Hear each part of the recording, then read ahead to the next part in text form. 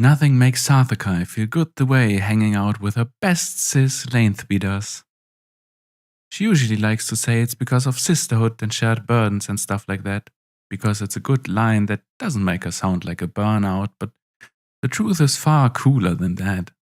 It simply rules incredibly hard to hang out and party big time while the rest of the world around you is spinning their wheels, living their day to day.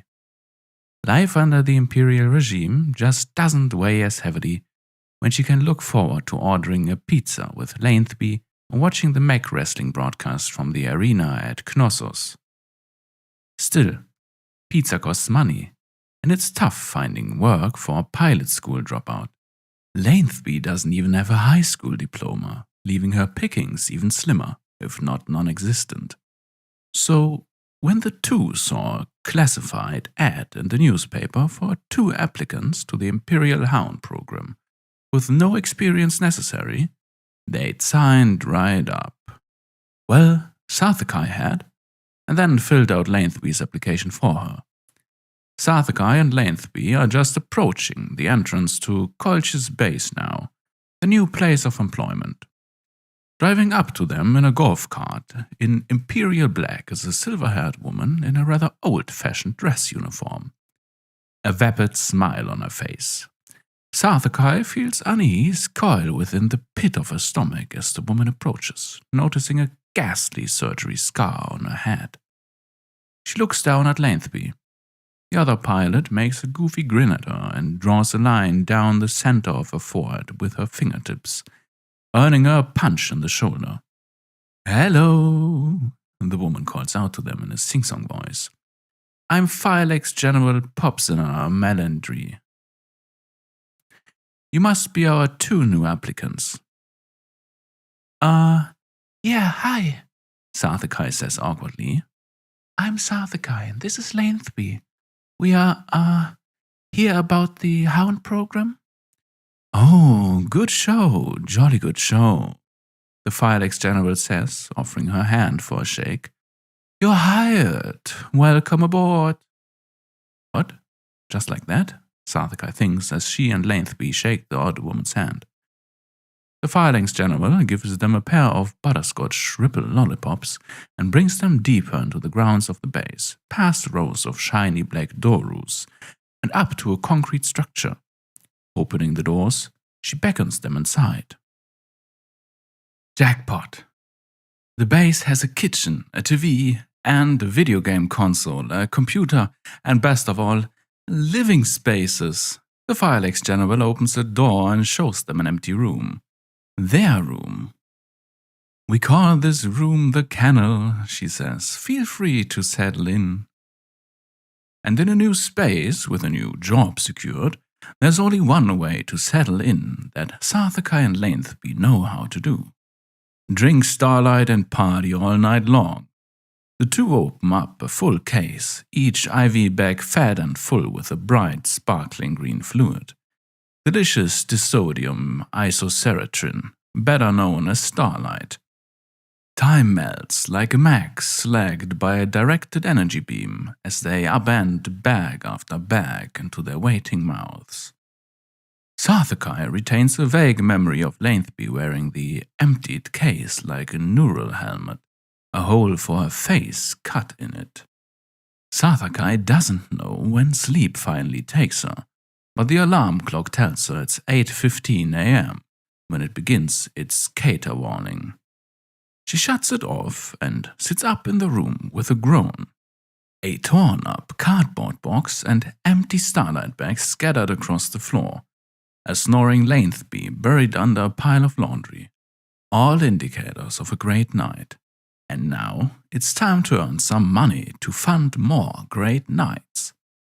"All right, girl. Time to get up." Her best friend groans from underneath the pile of clothing. "Come on, Lainthby." Another groan. Typical. "Sis, get up. We gotta get ready to go to work." Okay. Ugh. Lainthby groans, extracting herself from the laundry pile. "Girl, this is so cool," Sarthakai says, looking around the already messy room. I've never been part of a mech corps that gave you a place to live before. I've never even been part of a mech corps. Right, that needs to be addressed. Yeah, about that, Sarthakai says. I kinda told them you'd be a really good pilot, so can you please not do the whole Lengthby thing? Lengthby thing? What do you mean by that? I mean, you're pathetic. Lengthby glowers at that. What? I'm not pathetic. Girl, you always do this thing where your inferiority complex drives you to try and prove yourself, live up to being a hero, and then you totally lose your cool and lash out. I can't believe I'm hearing this. You're a fucking traitor! And then get all guilty and sad and self-loathing about it. I'm sorry, please forgive me.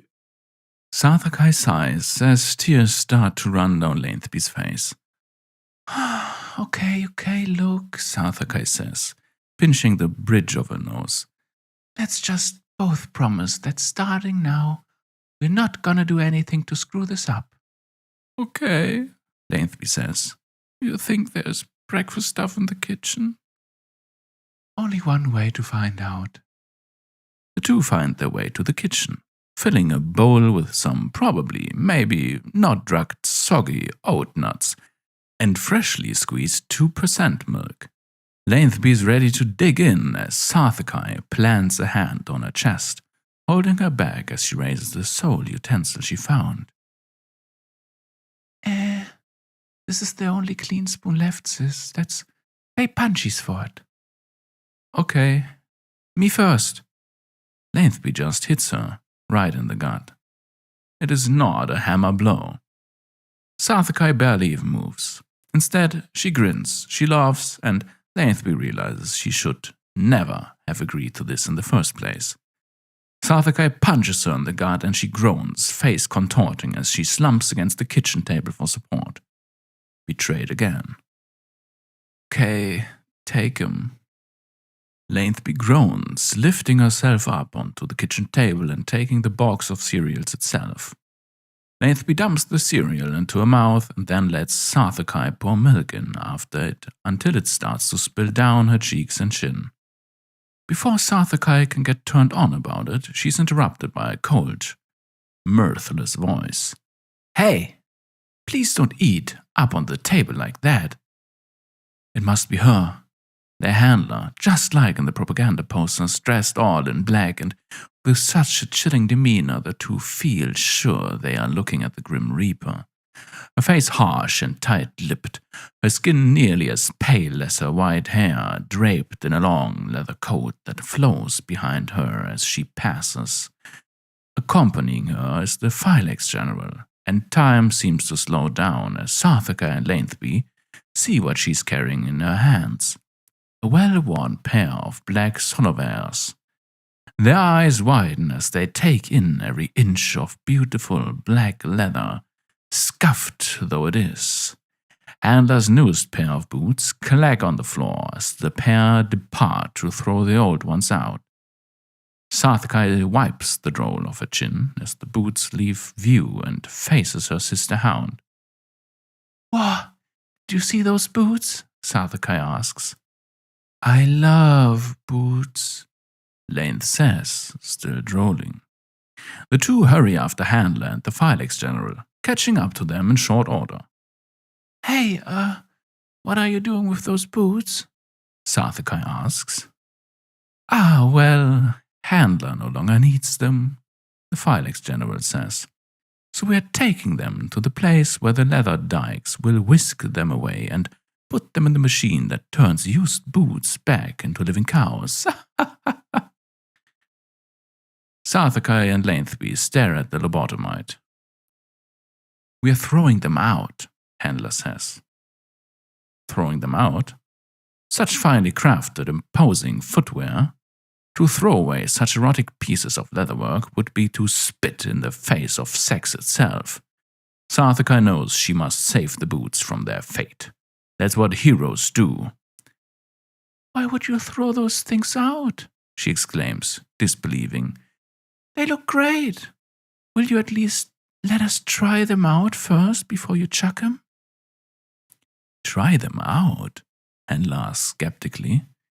You mean try them on, right? Yeah, try them on. Are you two even the same shoe size? Sarthakai freezes, trying to formulate a response. The size is the last thing on her mind. We are normal about boots, she squeaks.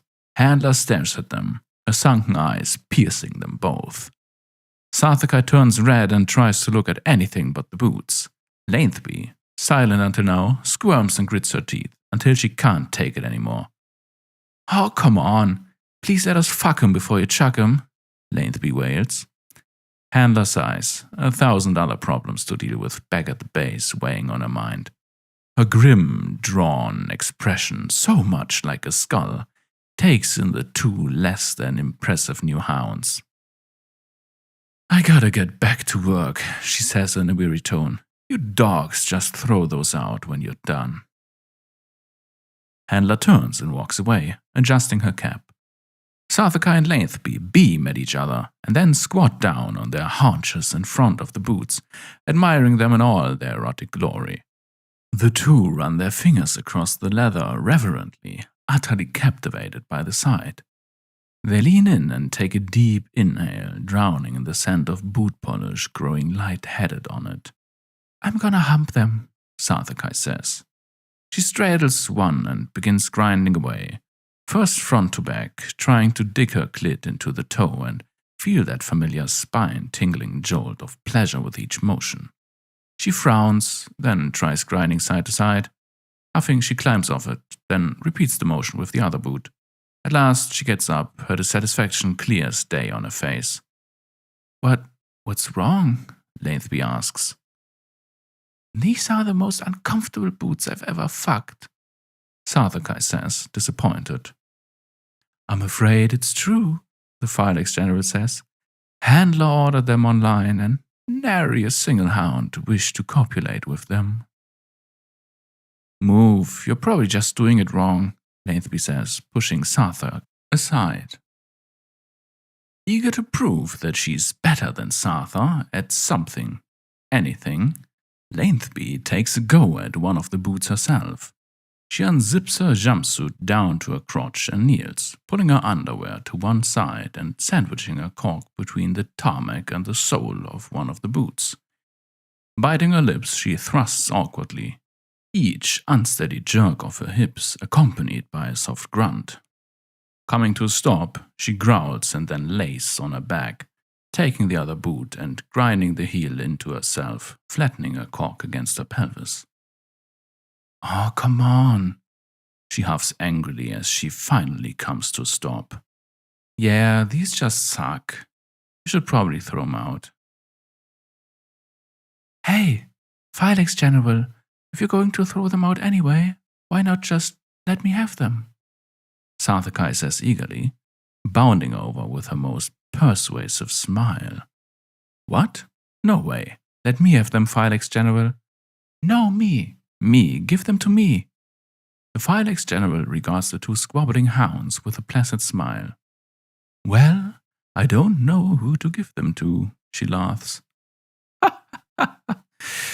But if you two can settle it between yourselves, you're more than welcome to have them. Let's play punchies, Sartha says, turning to Lathby with a wicked gleam in her eye, as she pictures the feeling of her knuckles sinking into Lathby's gut again. No way, I'm not playing that game anymore with you, Lathby says, backpedaling away from her with a frightened look in her eye. If we're gonna decide with something that requires a little skill piloting those. She points towards their mags, Genitor and Ansior, resting on their haunches among the Imperial Dorus. Like rock, paper, scissors. Oh, I adore rock, paper, scissors, the Filex General says, although around here we call it rocket shield chainsaws. The two run to their mags and saddle up. Their cockpits grow balmy from the heat of their growling engines. After a cursory system check and some range of motion tests for their titanic metal limbs, they stand across from one another. The sound of their fists pounding on the palm of their hands echoes across the base like cannon bombs in triplicate. 1, 2, 3. Both throw scissors, or chains in the Philex General's curious phrasing. 1, 2, 3. Another tie, paper this time. Handler rolls past the display on a golf cart. I thought I told you to throw those boots out, she says. What are you two doing in your mechs? Fuel isn't cheap, you know. Oh, Handler, the Philex General calls to her. Come quick, they are playing rocket shield chainsaws. They are already tied 2 times. I'm busy doing institutionalized rape, and they shouldn't be messing around like that. They should be doing their job. Handler drives away, and the Philex General's attention returns to the 2 hounds and their game. Head to head, the 2 make their plays. The ground itself shakes with each throw, as though it might open up and swallow the base whole. Paper, scissors, paper, paper, rock. The Philex General screams with delight, then grabs the walkie-talkie at her belt, broadcasting to the rest of the base. Everybody, get information outside at once. The most amazing game of rocket shield chainsaws is happening right now. They duel. On and on they do. Each tie a thrust and parry. They circle each other, waiting for any sign of weakness, indecision. After an hour of their competition, the toll is visible. Ansior and Janitor's movements are slower, shakier. The sounds of their engines angry and guttural from overuse. Their right arm servos groan and squeal, on the verge of failure from the repeated gestures, black smoke curling from the joints. Inside the cockpit, sweat coats the 2 pilots' skin, and a wet sheen and their pulses race. Sisters' hearts beating as one, and with one desire, those sexy fucking boots. The assembled staff of the base, pilots, soldiers, and technicians alike, scream and cheer at the display, some taking bets. 99 ties in a row, the Philex General howls, shaking a pair of soldiers by their shoulders. The crowd roars their approval. Sa the kai! Sa the kai! Sa the kai! Sa the kai roars her disapproval back. No, no, no! Lanesby pants, a trickle of blood running from her nose. She can't be second best. She won't be. She deserves those boots, not Sarthakai. To let Sarthakai have them would be to confirm all her worst doubts about herself. It would be to admit that Sarthakai is the better pilot. Not happening. She raises her max fist for one more round. Enough! Sarthakai shouts over their max comms. Why are we even doing this? You don't even think those boots are comfortable. So, Lainth says hotly, neither do you. Girl, I was lying. I was just saying that so I could keep them both for myself. I was lying also. Even if I was polyamorous and those boots were like, oh, Sarthakai is so hot, we want to let her hump all over us, I'd lie more and say I'm monogamous so that you don't get to fuck them at all. Well, I guess it's too bad that when I win those boots, I'm never gonna let you come on them ever. The 2 pilots raise their fists for the final time. Only one pilot can be the best, especially with a crowd of this size watching. The crowd demands a winner and a loser. Their arm joints screech and belch sparks and black smoke, shedding fragments of sheared metal onto the ground. Warning lights flash in their cockpits as the heat and strain causes vital systems to approach failure. Pressure builds in the air. Both pilots throw scissors, and their 100th tie is punctuated by the teeth-rattling rumble of thunder as the sky darkens. The wind howls and whips at the gathered spectators over the din of the storm. The woman's sinister laughter descends from the heavens themselves. Referential humor is really overdone, the voice chastises, and honestly not even that funny. A swirling black vortex forms in the sky as reality splits asunder and the wind becomes a vacuum. The portal begins uprooting everything, loose clutter first, unattended objects, lifting into the air and gravitating towards the darkness. Then people, screaming as they flee only to find themselves pulled into the air and drawn towards the all-consuming black hole. Even nearby doorways and chunks of the base itself are uplifted and drawn even closer to its inky depth, ready to flee and leave the whole mess for the rest of the base to deal with. The two pilots notice something. The boots are floating towards the portal as well. Seeing the objects of her desires slipping away from her, Lathby grits her teeth and glares at Sarthakai. "This is all your fault, you traitor," she snaps before running after the boots, Janitor's colossal mass shaking the ground. Ever the hero, Sarthakai chases after her.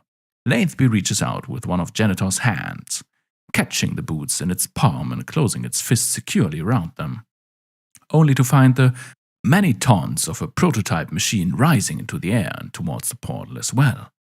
Ansior takes hold of its ankle, only to suffer the same fate.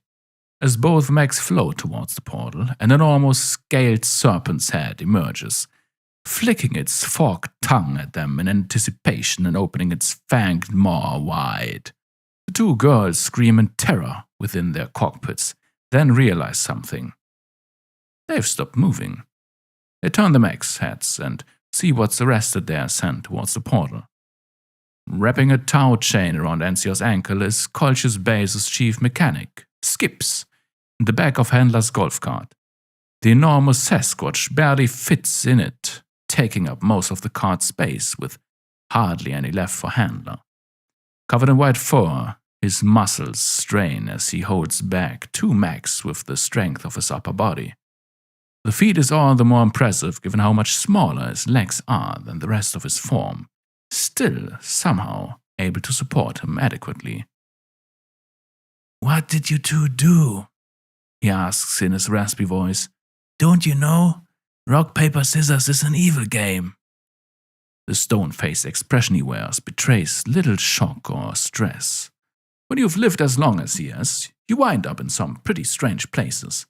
Handler stomps on the gas pedal like it's an unruly girl thing, but the golf cart simply doesn't have the horsepower to pull the mechs any further away from the portal. "You have to break the tie," Handler instructs the hounds. "Lathby," Sartha says, raising her fist. "I'm gonna throw a rock." "I'm not falling for it," Lathby wails. "You're just going to trick me, and I'm still going to be second best." "I'm not kidding." "Do it now," Handler shouts. "Off the leash!"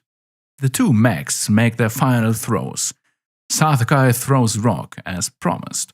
Her mech shudders as an internal explosion rocks it. The primary pneumatics in Ansior's arm, ruined. Lathby throws paper and sparks erupt from the controls on her dashboard as they succumb to aggressive jerking and button mashing. As the portal begins to collapse in on itself, Sarthakai smiles at her sister from inside her cockpit. "You win, Lathby," she says. "Well done." Thunder roars again as the portal disperses everything it swallowed across the expanse of the base, then winks out of existence. Doorways and chunks of tarmac crash to the ground, along with a fair number of the crowd that had been swallowed up. Disoriented, they look up, just in time to see Ansior and Janitor falling from the sky. The two mechs both land flat on their backs, pancaking the unruly Imperials and creating a small quake. The two pilots emerge from their cockpits with a groan, dusting themselves off. "Did it work?" Sarthakai asks. "Doesn't matter," Lathby huffs dejectedly. The boots slipped out of Janitor's hand. They're gone. "Wait, look!" Lathby's gaze follows Sarthakai's pointing finger, landing on a single charred boot resting among the rubble of the base. They scramble down from the mechs and hurry over to it with smiles on their faces, only for Handler to step directly into their path wearing a displeased glower on her own. The two hounds come to a halt and grimace as they see how pissed she looks. "No, you don't. You are not getting that boot. But here's what you do get. You get to pick all the mechs back up. You're throwing that boot away, and then you're cleaning up this whole mess. Filex General, you're getting another lobotomy." The Filex General looks down at her feet sadly. Handler fixes the two with one last furious look, pale skin now beet red with anger, and speaks in her very special voice. And you two mutts, if this isn't cleaned up by the time I get back, you're fired. Handler storms off with the Filex General and skips in tow as Sarthakai gives her sister Hound a look. Okay, Sarthakai says. Let's just both promise that starting now, we're not gonna do anything to screw this up. Yeah, Lainthby says, not listening. Do you think Handler thinks I'm a passoid?